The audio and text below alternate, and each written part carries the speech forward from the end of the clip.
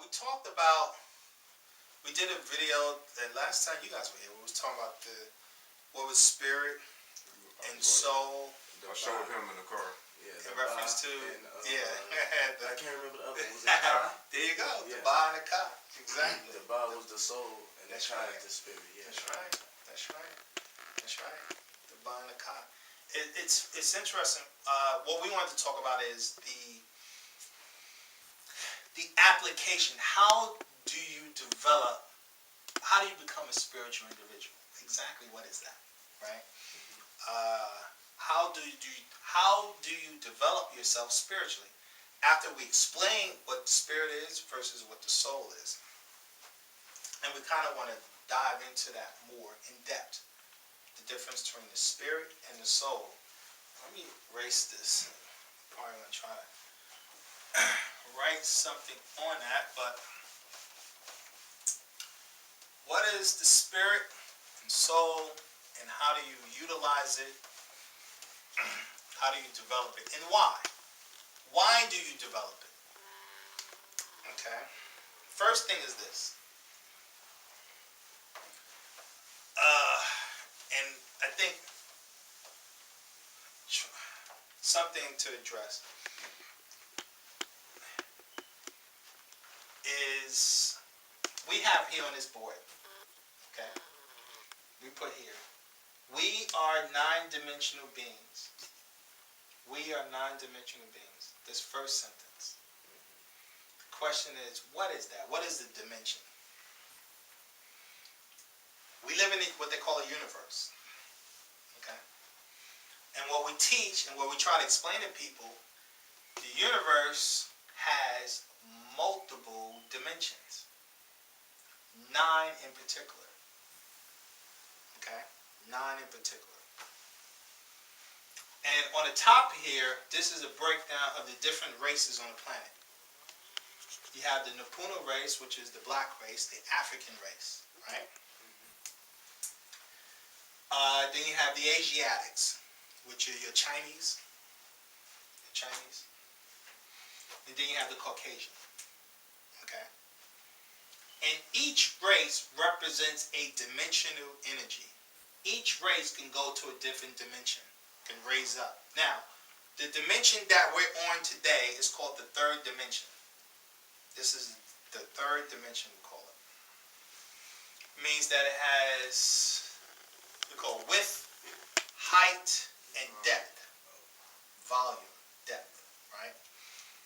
That's the third dimension. The next dimension you go to, let me do it like this. I'll write it on the board. We're on the third dimension. The third dimension. And this is, third stands for M, which stands for the material plane. Physical stuff. Physical matter. Manifestation. Physical stuff. Dense things. Things that are based on equals we call cells. And molecules. Is that what a B? No. Or F? LES, yeah. Okay. Molecules. Okay. So it's material matter. The next dimension is called the fourth dimension. And we call it the plane of force. Right? Plane of force. Or is it the other way? RCE, yeah. Okay, yeah. The plane of force. Now, what is that? That's the next dimension. Then you have, that's the third, fourth, you have the fifth, sixth, seventh, 8, and then you have 9. Okay?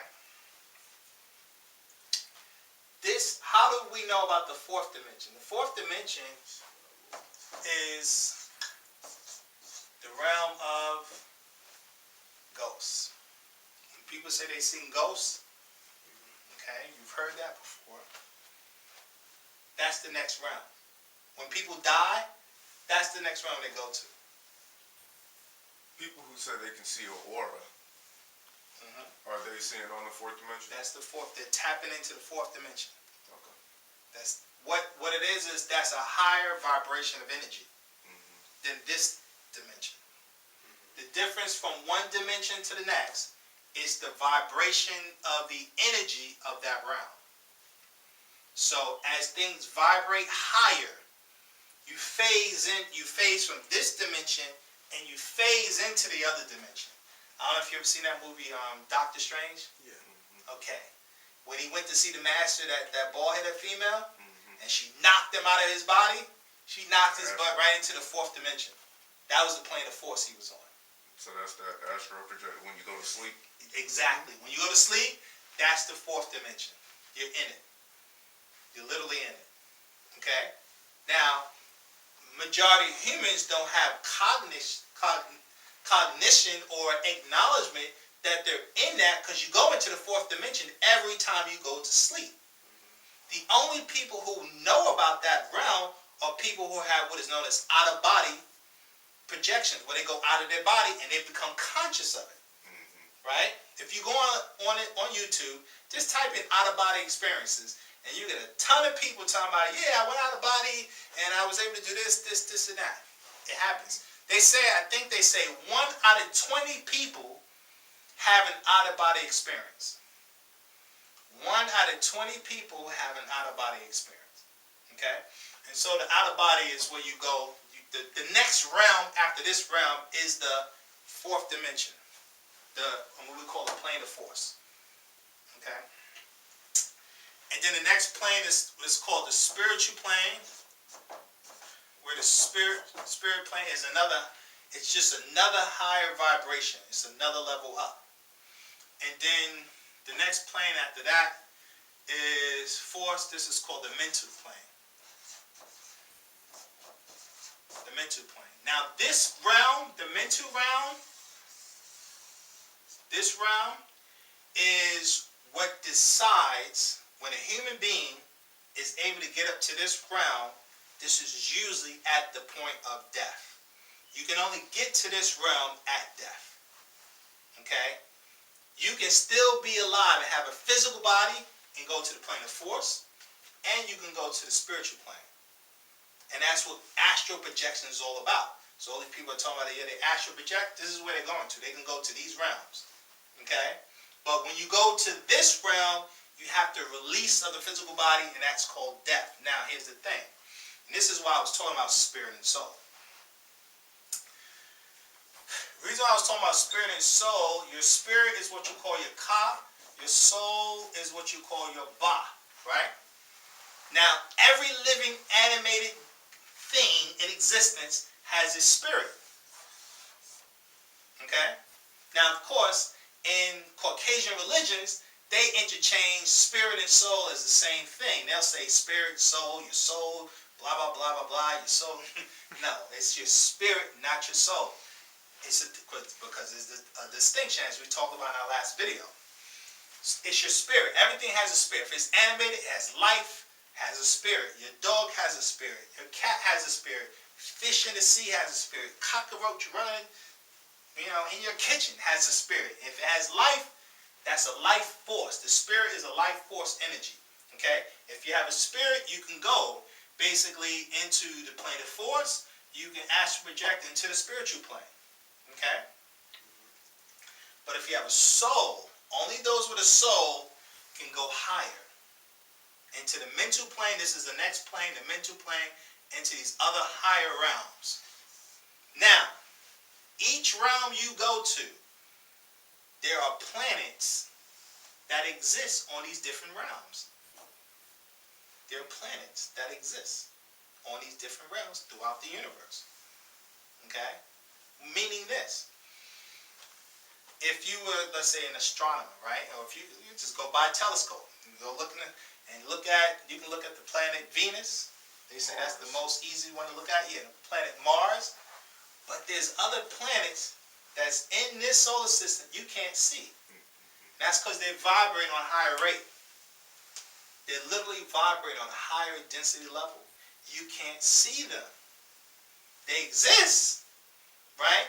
They exist, but you have to be able to vibrate on that realm to be able to know they exist. That's why people who say they astral project and they go to the plane of force, they'll talk about going to different planets. and have an experience with different beings on those planets. Literally. Okay? So this is one of the reasons why you want to learn how to do this, because here's the thing. When humans, and here's the issue, when humans die, and you hear this a lot, specifically from Caucasians, when they die, they say, I saw the light. I saw this white light. You've heard that before? White light. Okay, rule of thumb, do not go to the white light. Rule of thumb, do not go to the white light. That's not for us. That is for the Caucasian. That's not for us. Okay? What is a white light? The white light is nothing but another sun. If you see the white light and you go into the white light, you're going to reincarnate back into a third dimensional planet. Okay? So I'm letting you know. You see that. We have different gates. When you go into these other realms, there's different other gates. Okay? But you don't go to the white light. Rule of thumb. Alright? Now, I'm talking about this, and why it's important to talk about it is simply because our people do not realize there are other realms. Now, the scientific community are peering into this now. When you study quantum physics, this is what they're getting into now, that there are other dimensions. Actually, the scientists who deal with what they call string theory, scientists who deal with string theory, they're teaching now there are multiple dimensions existing. Multiverse. Exactly. Okay?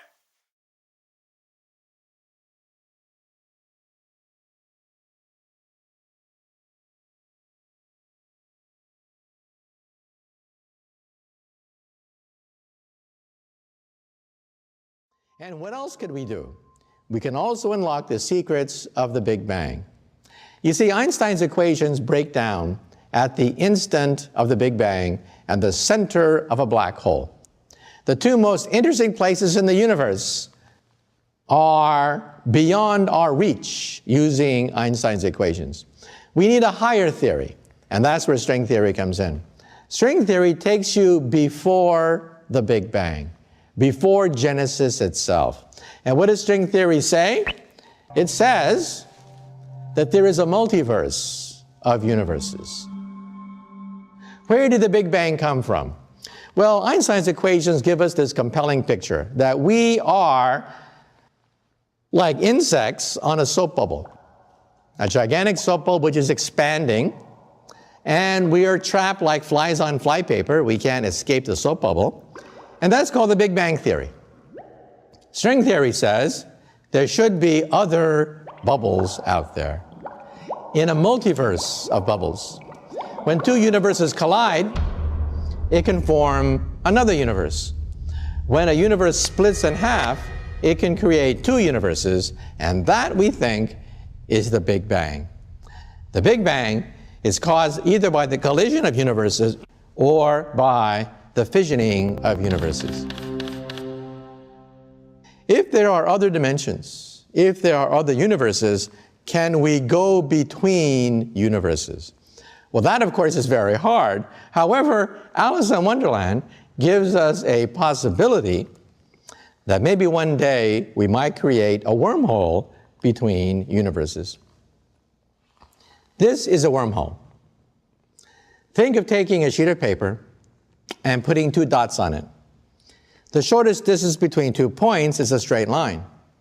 But if I can fold that sheet of paper, then perhaps I can create a shortcut through space and time, called a wormhole. This is a genuine solution of Einstein's equations.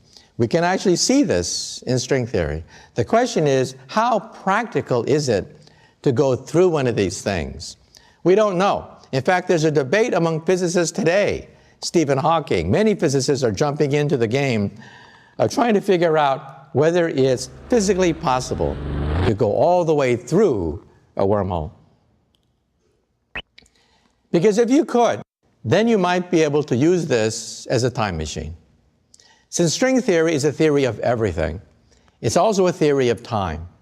And time machines are allowed in Einstein's equations, but to build one is extremely difficult. Far more energy is required than a simple DeLorean with plutonium. You know, trillions of years from now, the universe is going to get awfully cold. We think the universe is headed for a big freeze. All the stars will blink out. Stars will cease to twinkle. The universe will be so big, it'll be very cold. At that point, all intelligent life in the universe must die. The laws of physics are a death warrant to all intelligent life. There's only one way to escape the death of the universe, and that is leave the universe. We are now, of course, entering the realm of science fiction, but at least we now have equations, the equations of string theory, which will allow us to calculate if it is possible to go through a wormhole, to go to another universe where it's warmer, and perhaps we can start all over again.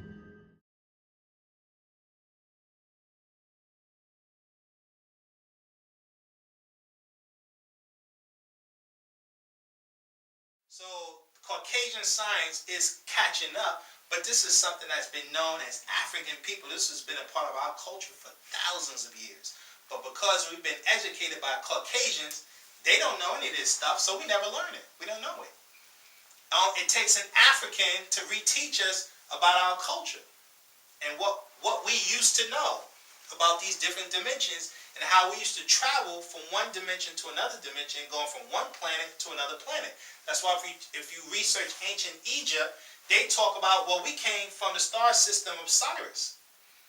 It was a part of the culture. And in our history, they say that before we came to Earth, we was on Mars first. We lived on Mars and then came from Mars to Earth. And you see Mars is right over here on this chart. Right. So our ancestors were living on Mars. That's why if you do some research, they say the scientists said there's a face on Mars. And they said exactly. Some type of stuff. So there's there's history there and culture there, and there's a story, a history that talks about how we left Mars, came to Earth. Okay. And again, this is information, knowledge our people used to know, but because we've been under the rulership of another culture of people who by nature are third dimensional people. That's why their symbol is 3. That's why when you look up the Caucasian secret societies, this is one of their secret numbers, 3, 3, 3. That's one of their secret societies. You with me on that? And it stands for this dimensional realm. They're the masters of it. Now, of course, you guys have heard of the other symbol, which is 666. And the Bible introduced you to that, right? Which is the mark of the beast. They talk about that in Revelations. I'm not going to get into that because that's a whole other thing. But that's the Asiatic symbol, also a symbol of the Asians and the Hindu people. They represent this number. The Caucasians come from the Hindus. But go ahead. What about the 7? No, it's not 17. It's 13 and 27. The number 13? Yeah, they got the number 13 and the number 27 as well. Those are 2 other ones. Where'd you hear about 27? Some website. Okay. You hear about the number 13, but it's how can I say? It's an astrological symbol. Okay? It deals with the zodiac. The 13th apostle, the zodiac, and all that stuff. Yeah, that's where it comes from. What it is Yeshua or Jesus represent that 13.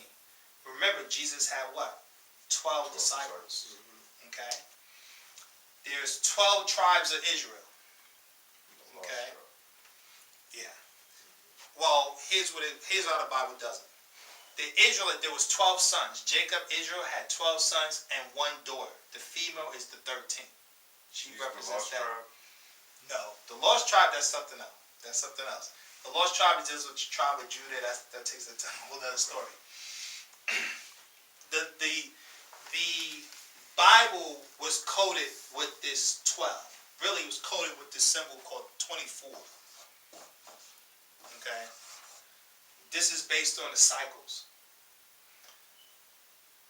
Right now, we're in the winter cycle, moving into spring. Right? Then we're going to move into summer. Then we're going to move into fall, back into winter. Right? And that's what we call a planetary cycle. Everything in nature has cycles. So the solar system has cycles. Okay? The solar system has cycles. The galaxy has cycles. And the universe has cycles. And so the 24 is a solar galactical cycle. It lasts for 24,000 years. They say exactly 24,800 some odd years. Okay? This is why there's so much changing going on the planet. Earthquakes, tornadoes, volcano eruptions. Because we've just entered into a new galactical cycle. Okay? That's what the whole 2012 was about. That's what the year 2000, and people said that the world was going to end in the year 2000. What that really meant with the world ending is the Bible talks about in the book of Revelation, you're going to come into a new heaven and a new earth. That was a code word for a code phrase for saying you're coming into a new cycle of the heavens, a new cycle of the earth. Okay? And it's called the sun cycle that we're moving into. This is why, what's today? Today is January the 27th, right? And you know what today the temperature was outside? You know what the high? Today's high? Probably like 50 something, right? 58. January 27th. 58 degrees. Yesterday it was like 56 degrees. This whole week is going to be in the 50s. Now this is dead of winter now. Why are we in the mid-50s, in the dead of winter? Yeah, a few years ago, this would have been the ice temperature right here. You know, since the year 2000, go look it up, right? As we say, as Nuwaupians, don't believe us, go check it out. From the year 2000, you go from 2000, 2001, 2002. Every year, the planet has broke a temperature record where it's been getting hotter and hotter and hotter on the planet. Now, they'll say that's global warming because of all the pollution, the smog, and blah, blah, blah. That does have something to do with it, right? But it's also getting hotter on Mars. It's getting hotter on Jupiter. It's getting hotter in other planetary bodies. There ain't no global warming over there. So why is the solar system getting hotter? Is there another sun? You're in another cycle. You moved into what we call, we're moved into what we call the sun cycle. Now, what does that mean? You do have another sun. Suns, you have different types of suns in the universe. You have solar system suns, like our sun, that has planets that revolve around it, right? And you have traveling suns that travel from solar system to solar system. And what those suns do is recharge or energize another solar system. Okay? And that's what's happening. And then you also have the sun when it sleeps and the sun when it's awoke. When the sun, when it sleeps, it's emitting a low frequency. When the sun wakes up, it's emitting a high frequency. And so that's what's going on with our sun. Our sun was asleep. Like when you go to sleep, right? You're not emitting that much energy. When you wake up in the morning, you're more vibrant, you're releasing more energy. That's what the sun is doing. It has its own cycle. And so it has a cycle where it's now awoke. And it's emitting more energy into the atmosphere. So they're just saying it's more solar flares been going on? Yes. So when you read the Bible in the book of Malachi, it talks about chapter 4 of the book of Malachi. It talks about the great and dreadful day of the Lord. And it said the Son of Righteousness is coming with healing in its wings. And when you read that book of Malachi, chapter 4, and when it uses the word Son of Righteousness, it uses S-U-N, not S-O-N, S-U-N, the Son of Righteousness, with healing in his wings. And it says it's a great and dreadful day. Great for some, dreadful for others. Great for people who can live under the sun, dreadful for those people who can't live under the sun. So for people who are not sun people, it's designed to burn them up. For people who are sun people, it's designed to recharge them. And this is why the Caucasian is pushing integration so bad.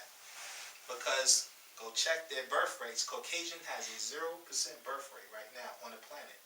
They're not reproducing. They're not reproducing. Literally. What does that mean? That means They're dying. for every 5 Caucasian people you have, 3 of them don't have children. They can't reproduce. So you can't regenerate your population like that. This is why they're pushing, although Donald Trump is bucking the system, but they've been pushing immigration laws. If you check Europe, Europe has been pushing for immigration for different ethnic people to move into their countries to stimulate integration or population, mixing in. This is why if you begin to pay attention, on TV, you'll see that the commercials have interracial couples. All these new TV shows have interracial couples. They're pushing it on the movies. They're pushing it. It's everywhere. Black and white, black and white, black and white, black and white. Because of the fact that they are not reproducing, the Caucasian, literally, their women are not producing children. Men are not producing, they're not producing children. It's just the reality of it and all. So this is why they're pushing that. And that's because we're in a new cycle, and it's going to get hotter and hotter and hotter. And you have to have the genetics in order to sustain that type of heat, which is why the Caucasian have, and I said this before, they have an indoor culture. Everything is inside. So you're always inside, 9 times out of 10. Right? You go to the store, you're inside a building.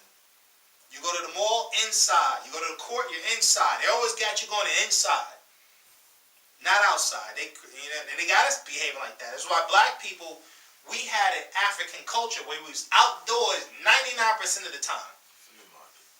Literally. That's how we are. That was our culture. We now live Caucasian culture where we're indoors 99% of the time. We're inside a structure. This is what we call a modern day cave. Because they can't take the weather conditions. That's what saved us from them colonizing Africa back in the 1800s. Because if the Caucasian was able to live in Africa, they would have took over all of Africa by now. But they couldn't live there, and so what they had to do is just subjugate the Africans and just make them slaves and work and labor for them. But because they can't live under the intense heat. The intense heat. That's why they live in Europe. It's gloomy like London. It's like gloomy there. Right. Fog every damn day. But anyway, getting back to try to wrap this up. I just wanted to introduce that we are a multi-dimensional people, that there are different dimensions in the universe, right? And unfortunately, because we're under the European culture, they are only a people who are trapped to one dimension, which is the 3rd dimension. So they're not going to teach about the other dimensional realities because they don't even know. And the ones who do know won't tell you anyway, which is the secret government. The secret government people who really rule this system that we live in, they're not going to teach that because then you would be under their control. And they want to control us, so they're not going to teach us how do we get from out of their control. So they're not going to teach you about these different dimensions. And then we have bad diets, we have bad belief systems, we have bad cultural practices that blocks us from going to these other realms. because you have to have a certain type of lifestyle in order to tap into these other dimensions. And Caucasian culture that we live, that we've been living for the last 400 years, there's no way we can tap into these realms because of how we live. You have to change everything about how you do it. And it's like damn it impossible for us to do that. It's like it's like asking somebody to turn into Superman. It's just like impossible. And so this is why we teach, well, you have to groom children who haven't been conditioned under this culture to be able to tap into these realms like that. Literally. And that's difficult for our people to do too, because, you know, it's like we have the mentality, if I can't do it, I ain't telling nobody else. I ain't gonna help nobody else. And that has to change. Because we all are gonna continue to suffer as a group as long as we continue to be selfish and say, listen, you know what? Maybe, and you know, you would laugh at the Mexicans and it'd be like 10 of them in a car. But they're pulling their resources, they're pulling their money. 20 of them live in a house. Next thing you know, they buy another house. Next thing you know, they buy another house. Now they got 3 houses. Then they got 4, and they got 5. That's because they was willing to sacrifice and live under harsh conditions so that the whole can benefit. And they pull their resources and they get another one. They pull their resources and get another one. We are only going to get out of these conditions if we get to that point where we are willing to sacrifice our conditions for the benefit of other generations. But we're so far removed from thinking like that. But that's the only way that's going to get us out of this rut we're in.